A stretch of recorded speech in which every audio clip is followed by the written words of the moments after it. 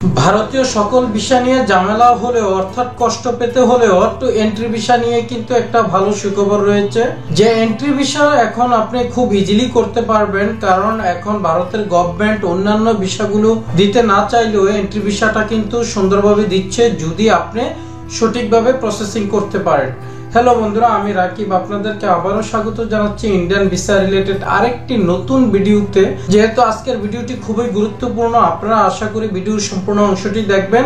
আজকে আমি entry visa নিয়ে কথা বলবো, যেহেতু ভারতে অনেকে ঢুকতে পারতেছেন না বিভিন্ন ক্যাটাগরি ভিসার ঝামেলার কারণে। বিশেষ করে এখন যেহেতু ডাবল এন্ট্রি ভিসা অথবা মেডিকেল ভিসা স্লট পাওয়া যাচ্ছে না, এবং কি যারা টুরিস্ট ভিসা যেতে চাচ্ছেন কিন্তু আসলে টুরিস্ট ভিসা টোটালি বন্ধ হওয়ার কারণে যেতেই পারছেন না, তাহলে যাদের আত্মীয় স্বজন ভারতে রয়েছে অথবা যাওয়া খুব প্রয়োজন তারা কিভাবে যেতে পারেন।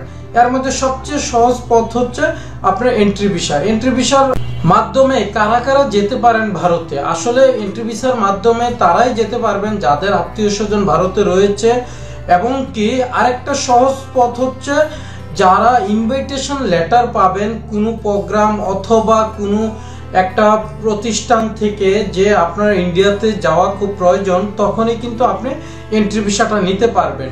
আরেকটা পথ হচ্ছে কি, এটা আপনারা সবাই জানেন, সেটা হচ্ছে বিবাহ সংক্রান্ত বিষয়গুলো নিয়ে। কারোর যদি বিবাহ সংক্রান্ত বিষয়ে আবদ্ধ হওয়ার কোনো সাবজেক্ট থাকে যে আসলে ভারতে কেউ বিয়ে করতে চাচ্ছেন অথবা ভারতের কেউ বাংলাদেশে বিয়ে করতে চাচ্ছেন, তখনই কিন্তু এই এন্ট্রি ভিসাটা খুব প্রয়োজন হয়ে পড়বে, আর তাদেরকে কিন্তু এন্ট্রি ভিসাটা দেওয়া হয়।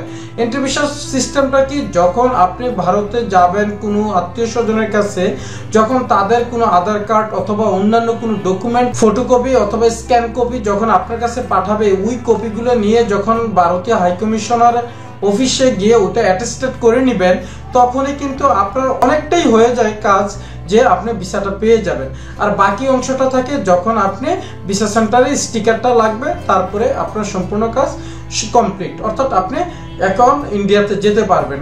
এখন অনেক ভাই বলবেন যে ভাই এন্ট্রি ভিসা তো হচ্ছে না, অনেক চেষ্টা করেছি এবং অন্যান্য ক্যাটাগরির ভিসা হচ্ছে না, সেই জায়গায় এন্ট্রি ভিসা কি দিবে?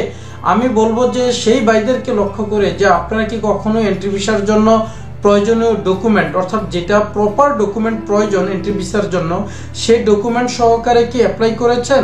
আর যদি সেটা না করে থাকেন তাহলে আপনি প্রয়োজনীয় এবং কি প্রপার যে ডকুমেন্টগুলো সেগুলো নিয়ে অ্যাপ্লাই করে দেখুন, তাহলে আপনার ভিসার হওয়ার সম্ভাবনা 99%ই থাকবে। অর্থাৎ আপনি এই ভিসাটা পাওয়া খুব ইজি হয়ে যাবে। তাই জন্য আমি বলবো যে এন্ট্রি ভিসা পাওয়াটা বর্তমানে খুব ইজি অন্যান্য ভিসার চেয়ে। তবে আপনাকে একটা কথা মাথায় রাখতে হবে, কোনো ডকুমেন্ট যেন ফেক না হয়।